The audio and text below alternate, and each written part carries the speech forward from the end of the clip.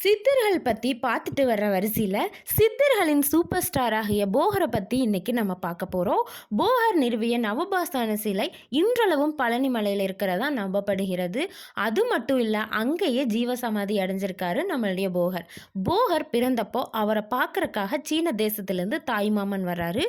போகருடைய தாய்மாமன் வந்து பார்த்திங்கன்னா மன்னர், சீன மன்னருக்கு கீழே ஒரு படை வீரராக இருக்கிறாரு. போகரை பார்க்க வந்த தாய்மாமன் திரும்பி ரிட்டன் போகும்போது போகருடைய அம்மா, அப்பா, போகருடைய தாய்மாமன் 4 பேரும் திரும்பி சீன தேசத்துக்கு போகிறாங்க.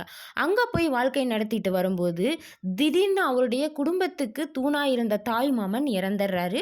அதுக்கடுத்து வரும் நாட்கள்லேயே அவருடைய அம்மா, அப்பா இப்படி இறக்கவும் மனமுடைந்து போன போகர் மரணத்தை வெல்லணும், மக்களுக்கு நல்லது நடக்கணும்னு நிறைய இடங்கள்ல தேடி போகிறாரு. அப்படி போகும்போது கிடைச்ச குரு தான் வந்து காலங்கிநாதர். காலங்கிநாதரோட சீடர் தான் வந்து நம்மளுடைய போகர்.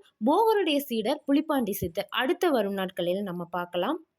மக்களுக்கு நல்லது நினைச்சாலும் கூட நிறைய நேரங்கள் போகரை வந்து மக்கள் வந்து அவமானப்படுத்தியிருக்காங்க.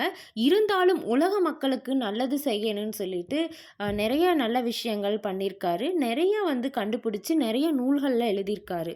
மற்ற சித்தர்கள் கூட இருக்கிறவங்க எல்லாருமே சொல்லியிருக்காங்க, நீ என்னதான் மக்கள் நலன் கருதி மக்களுக்கு நல்லது செஞ்சாலும் இவங்கெல்லாம் திருந்த போகிறதில்ல, இவங்க கர்ம வினை பயனை அவங்க அனுபவிச்சு தான் ஆகணும்.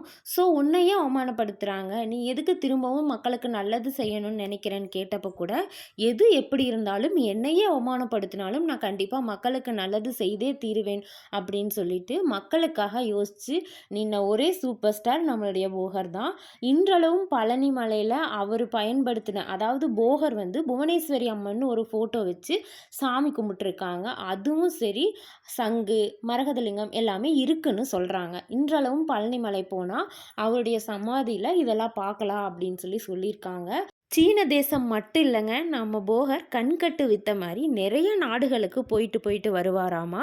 இது எல்லாமே கூட இருந்த சீடர்கள் வந்து பார்த்து நூலாக இயற்றியிருக்காங்க. அண்ட் வந்து ஒரு சித்தரோட அருள் பெறணும் அப்படின்னா மக்களுக்கு நல்லது நினச்சாலே போதும், மக்கள் நல்லா இருக்கணும்னு நினச்சாலே போதும், உங்களுக்கு அந்த சித்தரோட அருள் கண்டிப்பாக கிடைச்சிரும். போகரோட அருளாசியும் உங்களுக்கு கிடைக்கணும் அப்படின்னா மக்கள் நல்லா இருக்கணும்னு நினைங்க.